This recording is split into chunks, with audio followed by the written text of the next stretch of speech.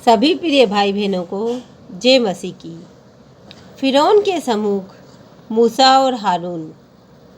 इसके पश्चात मूसा और हारून ने जाकर फिरौन से कहा, इज़राइल का परमेश्वर यहोवा यूँ कहता है, मेरी प्रजा के लोगों को जाने दे कि वे जंगल में मेरे लिए पर्व करें। फिरौन ने कहा, यहोवा कौन है कि मैं उसका वचन मानकर इस्राएलियों को जाने दूं? मैं यहोवा को नहीं जानता और मैं इस्राएलियों को नहीं जाने दूंगा। उन्होंने कहा, इब्रियों के परमेश्वर ने हमसे भेंट की है, इसीलिए हमें जंगल में 3 दिन के मार्ग पर जाने दे कि अपने परमेश्वर यहोवा के लिए बलिदान करें। ऐसा न हो कि वह हम में मरी फैलाए या तलवार चलवाए। मिस्र के राजा ने उनसे कहा, हे मूसा, हे हारून, तुम क्यों लोगों से काम छुड़वाना चाहते हो? तुम जाकर अपना अपना बोझ उठाओ।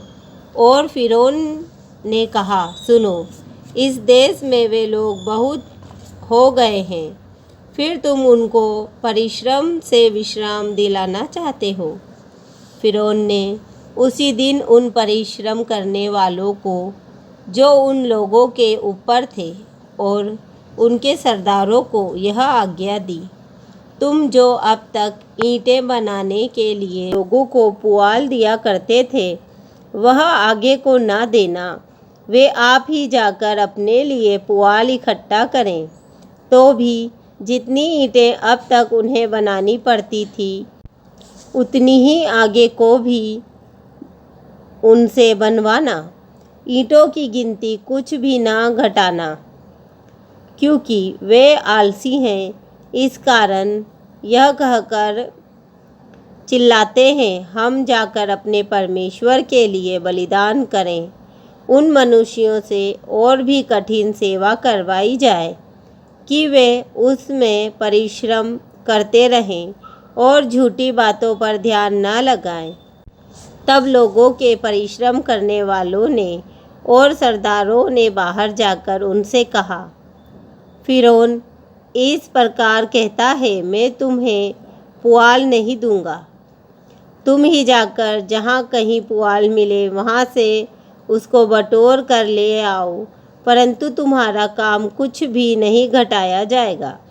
इसीलिए वे लोग सारे दिन मिस्र में तितर बितर हुए कि पुआल के बदले खूंटी बटोरें।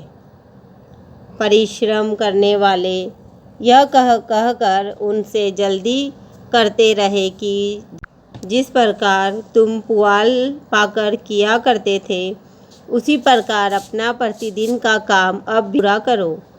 और इज़राइलियों में से जिन सरदारों को फिरौन के परिश्रम करने वालों ने उनका अधिकारी ठहराया था, उन्होंने मार खाई और उनसे पूछा गया, क्या कारण है कि तुमने अपनी ठहराई हुई ईंटों की गिनती के अनुसार पहले के समान कल और आज पूरी नहीं कराई?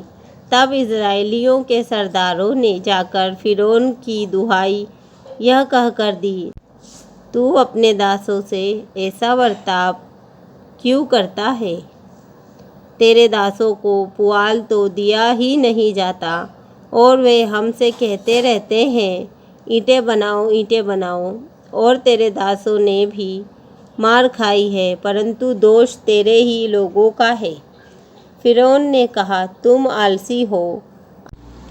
आलसी इसी कारण कहते हो कि हमें यहोवा के लिए बलिदान करने को जाने दे।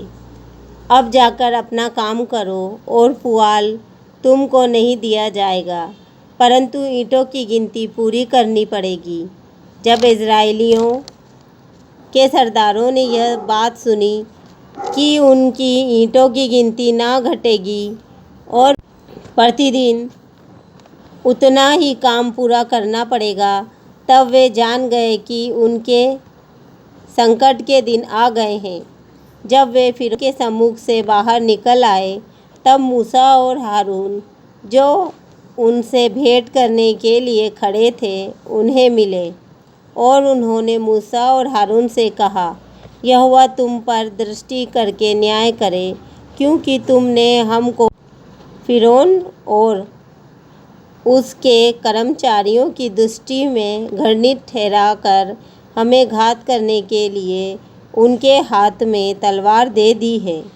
तब मूसा ने यहोवा के पास लौटकर कहा, हे प्रभु, तुमने इस प्रजा के साथ ऐसी बुराई क्यों की और तूने मुझे यहाँ क्यों भेजा?